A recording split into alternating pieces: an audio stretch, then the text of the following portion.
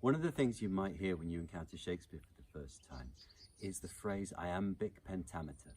But what does Iambic Pentameter mean? Well, it was a phrase used to describe the most popular style of poetry in Shakespeare's time.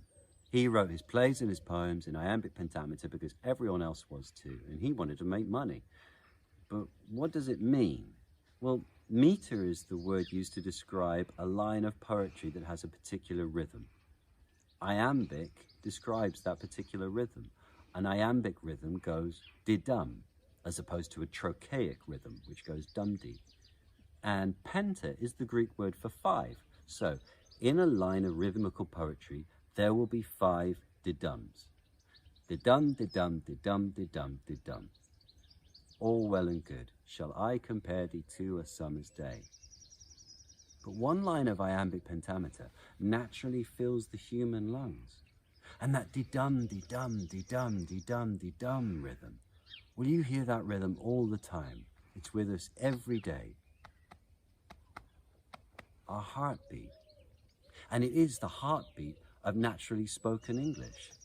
I dropped my phone and cracked the screen today. I dropped my phone and cracked the screen today. Di-dum, di-dum, di-dum, di-dum, di-dum. And Shakespeare took this very human sounding poetry and used it to explore what it is to be human. It wasn't his idea. Marlowe, Christopher Marlowe, who was Shakespeare before Shakespeare, came up with this great idea. He thought, I can give my characters this very natural, human sounding type of poetry to my characters, and they will sound more human and more natural. Now, the rhythm of Marlowe's speeches goes something like this. Di-dum, di-dum, di-dum, di-dum, di-dum. Di-dum, di-dum, di-dum, di-dum, di-dum. Di-dum, di-dum, di-dum, di-dum, di-dum. Di-dum, di-dum, di-dum, di-dum, di-dum. And on and on and on. And his immortal line continues and continues and continues without really breaking. Now, Shakespeare took this idea and ran with it. And now a Shakespeare speech might go like this. Di-dum, di-dum, di-dum, di-dum, di-dum. Di-dum, di-dum, di-dum, di-dum, di-dum. Di-dum, di-dee-dee-dum, di-dum, di-dum. And people would listen and hear, what was the dee-dee? They'd notice the A rhythm. And Shakespeare took this style of poetry that has the same rhythm as human speech, as English speech, and manipulated it to sound, well, because when we speak, we don't speak with great flow.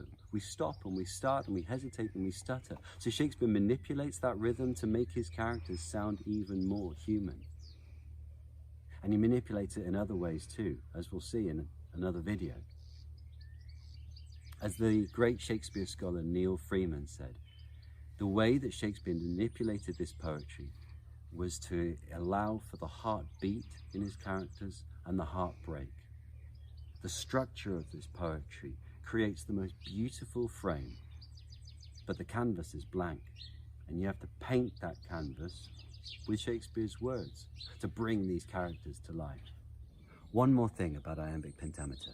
It's built to be remembered. I said that it naturally fills the human lungs. It naturally fills the human brain. Pentameter, 5. The brain naturally can hold 5 things at any one time. And I can prove this with the help of my trusty cameraman father. Go ahead, Dad. 1. Receive. Receive. 2. Deceit unknown. Deceit unknown. 3. Perforce accept remain. Perforce accept remain. 4. Offend become dislike sustain. Offend become dislike sustain. 5. Involve unkind express beloved return. Involve unkind express beloved return. 6. Receive deceit unknown accept remain offend. Receive deceit unknown accept remain. It definitely gets harder with 6.